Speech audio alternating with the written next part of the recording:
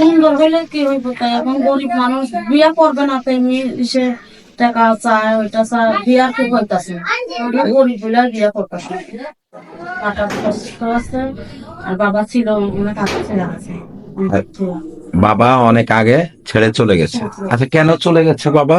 বাবার একটা বিয়া শাদী করছে, তখন মা অসুস্থ বলে মাকে ছেড়ে চলে গেছে। আপনার বিয়ে শাদী হয়েছে? না, এখন হয়নি বিয়া শাদী। এখনো হয়নি। এখন আপনার বয়স কত? আমার বয়স 19। 19। তো আসলে এই 19 বছর বয়স হয়ে গেছে, মেয়েরা তো কুড়িতে বুড়ি হয়ে যায়।